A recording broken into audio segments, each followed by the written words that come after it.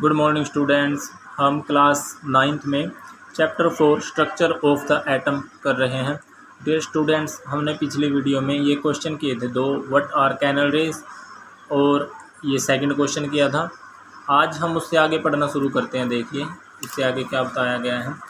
4.2 जो कॉलम है इसमें the structure of an atom, structure of atom के बारे में अब बताएंगे। देखिए we have learn Dalton atomic theory in the chapter 3। Chapter 3 हमने नहीं किया है, तो उसमें हमने डाल्टन एटॉमिक थ्योरी पढ़ी थी। मैं आपको वो डाल्टन एटॉमिक थ्योरी एक बार उसमें से पढ़ा देता हूँ, क्योंकि यहाँ पे ज़रूरत होगी उसकी। देखिए स्टूडेंट्स, ये जो स्नैप दिखाई गई है ये बहुत महान साइंटिस्ट थे, जॉन डाल्टन। उनकी जो है फ़ोटो है, नीचे उनकी जो एटॉमिक थ्योरी है उसके बारे में लिखा गया। According to Dalton's atomic theory all matter, जितना भी मैटर है, पदार्थ है, वेदर एन एलिमेंट, और कोई भी एलिमेंट है, एलिमेंट के बारे में हम पढ़ चुके हैं क्या होते हैं। एक कंपाउंड या कोई कंपाउंड है, यौगिक मतलब जो एटम्स आपस में जुड़ते हैं तो कंपाउंड बनाते हैं, भी बताया हुआ है आपको। और ए मिक्सचर, या फिर कोई भी मिक्सचर है, मिश्रण है किसी दो पदार्थों का। Is composed of small particle called atom. वो कम्पोज्ड का मतलब किस किस से मिलकर बना है, स्मॉल पार्टिकल से, छोटे छोटे पार्टिकल कणों से मिलकर बना है, जिसको क्या बोला जाता है, एटम बोला जाता है। एटॉमिक थ्योरी के अकॉर्डिंग ये डेफिनेशन किसकी है, एटम की है। The postulate of this theory may be stated that, जो इसकी व्याख्या है, पोस्टुलेट करती है, स्टोरी में भी स्टेटेड एज फॉलो। ये सारी चीज़ें इस थ्योरी में दी गई थी। हम एक एक करके पढ़ना शुरू करते हैं। देखिए first, all matter is made of very टिनी particle called atom. ये हमने पढ़ चुका है। जो कोई भी मैटर है, पदार्थ है, वो छोटे छोटे पार्टिकल से, कणों से मिलकर बना है, जिसको एटम बोला जाता है। सेकंड में देखते हैं, atom are individual particles. Atom एक इंडिविजुअल पार्टिकल है, अभाज्य पार्टिकल है। एटम एक, अगर ऐसे मैंने एक एटम को बनाया है तो एक एटम ऐसे ही होता है। अगर एक एटम को स्टूडेंट्स ऐसे बनाया तो एक एटम ऐसे ही होता है, इसके अंदर कोई भी सब एटॉमिक पार्टिकल नहीं होते, जॉन डाल्टन के अकॉर्डिंग। उसके बाद देखिए, atom are individual particle which can not be created और destroyed in a chemical reaction, जिसको ना तो बनाया जा सकता और ना ही ख़त्म किया जा सकता है किसी केमिकल रिएक्शन के द्वारा।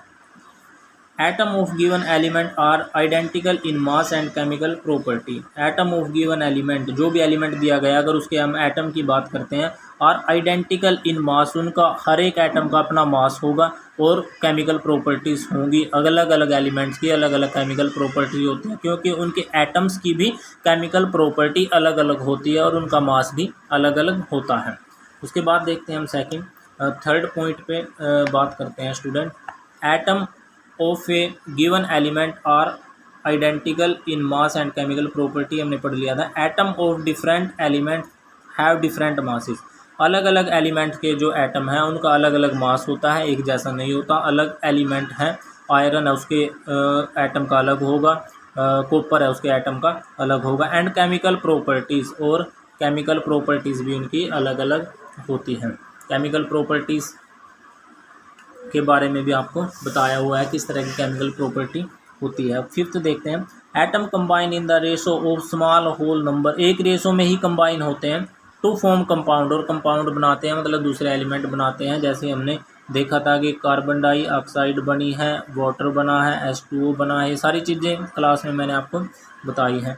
उसके बाद देखिए six, the relative number and kind of atom are constant in the given compound. जो रिलेटिव नंबर है and kind of atom are constant in given compound, जो उनका एटम्स का नंबर होता है, कितने एटम्स प्रेजेंट होंगे और किस तरह के एटम प्रेजेंट होंगे एक कंपाउंड में, एक मिश्रण, एक कंपाउंड में, एक यौगिक में, किस तरह के एटम।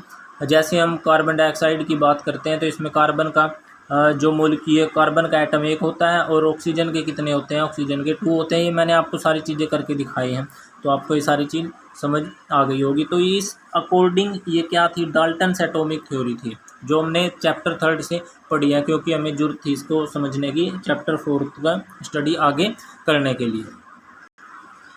अब देखिए स्टूडेंट्स, हम यहाँ पे थे Dalton's atomic theory in chapter 3। हमने डाल्टन एटॉमिक थ्योरी पढ़ ली, सारी चीज़ें क्या क्या बताई थी डाल्टन ने। Which suggested that the atom are individual. उसने सजेस्ट किया था कि एटम इंडिविजुअल है, अभाज्य है, मतलब उनमें कोई भी सब एटॉमिक पार्टिकल नहीं है। एंड इंडेस्ट्रक्टिबल, और कैसा है, इंडेस्ट्रक्टिबल है, मतलब कि अविनाशी है, मतलब कि वो नुकसानदायक नहीं है किसी को भी। But the discovery of two fundamental particle, लेकिन जैसे ही डिस्कवरी हुई आगे टू फंडामेंटल पार्टिकल्स की, जो फंडामेंटल पार्टिकल इलेक्ट्रॉन और प्रोटॉन खोजे गए थे उन्हीं को बोल रहे हैं discovery of two fundamental particle electron and proton inside the atom led to the failure of this aspect of Dalton atomic theory. क्योंकि जो डाल्टन था उसने तो ये बताया था कि जो एटम है वो अविभाज्य है, मतलब कैसा, इंडिविजुअल है, उसके अंदर कोई भी सब एटॉमिक पार्टिकल नहीं है। लेकिन जब जैसे ही आगे खोज हो गई इलेक्ट्रॉन और प्रोटॉन की, तो inside the atom the laid off failure, तो इससे क्या हुआ, उसका जो डाल्टन की एटॉमिक थ्योरी थी वो फेल साबित हुई। This aspect of Dalton atomic theory, इस प्रारूप पे वो खरा नहीं उतर पाई और उसको फेल घोषित कर दिया गया। It was then considered necessary to known how electron and proton are arranged within the atom. It was then, और उसके बाद यह कंसिडर, ये माना गया कि ये आवश्यक हो गया to know how electron and proton are arranged within atoms, के इलेक्ट्रॉन और प्रोटॉन को कैसे अरेंज किया गया है एटम में।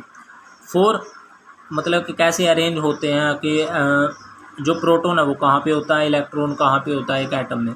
फॉर एक्सप्लेनिंग दिस, इसकी एक्सप्लेनेशन देने के दौरान many scientist proposed various atomic model, तो कई साइंटिस्ट ने अपने अपने एटॉमिक मॉडल दिए। एटॉमिक मॉडल का मतलब यहाँ पे है कि उसने दिखाया कि कैसे कैसे उसमें इलेक्ट्रॉन और प्रोटॉन प्रेजेंट होते हैं, और खुद जो एटम है वो किस तरह का होता है। उसके बाद देखिए, J Thomson was the first one two propose A model. J Thomson पहले ऐसे व्यक्ति थे जिन्होंने एक मॉडल को प्रस्तावित किया, एक मॉडल दिखाया for the structure of atom, atom के स्ट्रक्चर के लिए। अब हम उसका मॉडल देखेंगे, क्या था Thompson model of an atom. ये क्वेश्चन भी आप कर चुके हैं, अगर किसी ने नहीं किया है तो दोबारा मैं यहाँ पे बताऊँगा कि आप कहाँ से उस क्वेश्चन को लिख सकते हैं, जिसके पास खुद की गाइड नहीं है, जिसने अभी देखना शुरू किया है।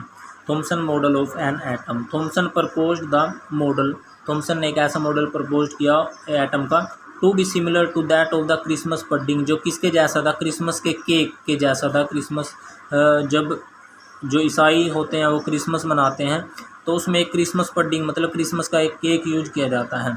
The electron in sphere of the positive charge, अब जैसे ये मान लो एक केक है, एक इस तरह का केक है, जो ये पार्ट है सारा, ये तो क्या है, पॉजिटिव चार्ज है, इस पर सारे पॉजिटिव चार्ज, और इसके अंदर जैसे कुछ कुछ डले रहते हैं, जैसे ड्राई फ्रूट्स हो गए, were like currants, dry fruit जो होते हैं इन स्पेरिकल क्रिसमस पडिंग, वो किस तरह के होते हैं, वो नेगेटिव चार्ज उन पे होता है। और इसी को हम कैसे समझ सकते हैं, अगर हम क्रिसमस पडिंग हमें समझ नहीं आता, क्रिसमस का केक हमने नहीं देखा, तो we can also think of a watermelon, हम इसको समझ सकते हैं वाटरमेलन से, क्योंकि हमने वाटरमेलन तो सभी ने देखा ही है, वाटरमेलन होता है तरबूज।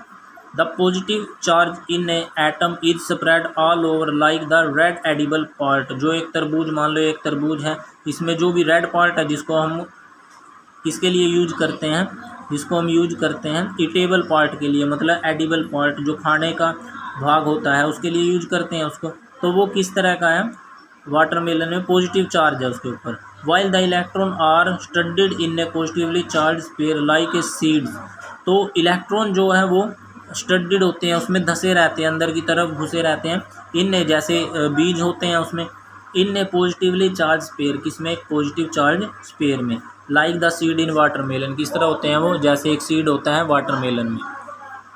आपको ये भी बनाना है साथ में, Thomson's model of an atom. देखिए स्टूडेंट्स, यहाँ पे थॉमसन के बारे में दे भी रखा है, जो साइंटिस्ट थे, थोड़ा पढ़ लेते हैं जल्दी से। जे थॉमसन 1856 टू 1940 इतना इनका जीवन काल रहा है। ये ब्रिटिश फिजिसिस्ट, कहाँ से थे, ब्रिटिश मतलब इंग्लैंड के फिजिसिस्ट थे। वाज बोर्न इन चीथम हिल, कहाँ पे पैदा होते, चीथम हिल, ए सबर्ब ऑफ मैनचेस्टर, जो कहाँ पे था, सबर्ब ऑफ मैनचेस्टर में था। ऑन 18 दिसंबर 1856, 18 दिसंबर 1856 को उनका जन्म हुआ था। He was awarded the Nobel prize in physics in 1906, मतलब 1906 में उनको नोबल प्राइज मिला था। For this work on the discovery of electron, किसके लिए नोबल प्राइज मिला था, कि क्योंकि उन्होंने इलेक्ट्रॉन की खोज की थी। तो इलेक्ट्रॉन की खोज किसने की थी? जे थॉमसन ने तो उनकी खोज की थी। He directed the Cavendish laboratory as Cambridge for 35 years. और जो ये भी देख लो, मैनचेस्टर है कहाँ पे? मैनचेस्टर है इंग्लैंड में। और he directed the Cavendish laboratory, वे डायरेक्टर थे कैनवेडिस लेबोरेटरी के एट कैम्ब्रिज, जो कैम्ब्रिज में है। और कैम्ब्रिज भी कहाँ है? कैम्ब्रिज यूनिवर्सिटी भी है बहुत बड़ी, जो इंग्लैंड में है। फॉर 35 ईयर, 35 साल तक वे डायरेक्टर रहे। And 7 of his research assistants subsequently वोन नोबेल प्राइज। और जो उनके असिस्टेंट थे, जो सहायक थे या जो उनके स्टूडेंट थे, अब जो साइंटिस्ट होते हैं वो एक अच्छे टीचर तो होते ही हैं, जे थॉमसन बहुत अच्छे टीचर भी थे। तो जो उनके असिस्टेंट थे, सहायक थे या जो उनके स्टूडेंट थे, उनको भी बाद में सभी 7 स्टूडेंट्स को नोबेल प्राइज़ दिया गया था बाद में। तो वो बहुत खुद भी बहुत अच्छे रहे होंगे, इसलिए जो उनके स्टूडेंट है वो भी बहुत अच्छे थे, उन्होंने भी नोबेल प्राइज़ जीता है। थॉमसन प्रपोज्ड दैट, अब आगे देखते हैं जो वहाँ से हमने पढ़ना शुरू किया था। थॉमसन प्रपोज्ड दैट, थॉमसन ने क्या क्या दिखाया था? An atom consist of A positively charge pair, एक एटम किससे मिलकर बना होता है? पॉजिटिव चार्ज पेयर से बना होता है, जैसे हमने वाटरमेलन का एग्जांपल लिया था। And the electron are embedded in it, और जो इलेक्ट्रॉन होते हैं वो उसमें अंदर की तरफ धसे रहते हैं। The negative and the positive charge are equal in the magnitude, जो मैग्नीट्यूड होता है नेगेटिव और पॉजिटिव चार्ज का, मतलब कि उनका मास जो होता है वो सेम होता है। सो द अगर सेम होगा, मान लो यहाँ पे नेगेटिव और पॉजिटिव अगर सेम अमाउंट में है तो ये आपस में कट जाएंगे, न्यूट्रल हो जाएंगे, तो जीरो बच जाएगा। The atom as a whole is electrically neutral, तो इसी तरह से जो पूरा का पूरा एटम होता है वो इलेक्ट्रिकली न्यूट्रल होता है। उसके बाद देखते हैं आल्दो, तो यहाँ पे एक तो आपने वो डायग्राम बनाना है जो पीछे दिखाया हुआ था, जिसने नहीं किया है। थॉमसन मॉडल के ये 2 पॉइंट लिखने हैं, तो आपका थॉमसन मॉडल कंप्लीट हो जाएगा। Although Thomson's model explained that atoms are electrically neutral, the result of experiment carried out by other scientists, तो थॉमसन मॉडल के द्वारा उसने ये तो एक्सप्लेन कर दिया कि जो एटम है वो इलेक्ट्रिकली न्यूट्रल होता है। The result of experiment carried out the other scientist, लेकिन जो साइंटिस्ट दूसरे साइंटिस्ट थे उनके जाने के बाद में जो साइंटिस्ट ने अपनी डिस्कवरी जारी रखी, अपने एक्सपेरिमेंट जारी रखे, तो could not explain by this model, वे अपनी उन डिस्कवरीज को इस जो थॉमसन का मॉडल है उसके द्वारा एक्सप्लेन नहीं कर पाए, उसको अच्छे से नहीं दिखा पाए या समझा पाए।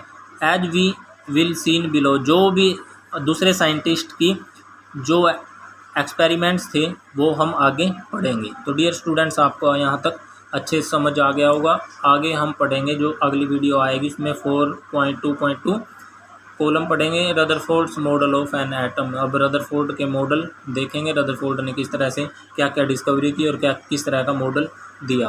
तो डियर स्टूडेंट्स, अगर ये सारी चीज़ें आपको समझ आ गई होंगी, जिसने भी थॉमसन मॉडल नहीं किया वो दोबारा से इस क्वेश्चन को कर सकता है। और डियर स्टूडेंट्स, अगर आपको ये वीडियो अच्छी लग रही हो तो आप चैनल को सब्सक्राइब और लाइक भी ज़रूर कर दीजिए। Okay students.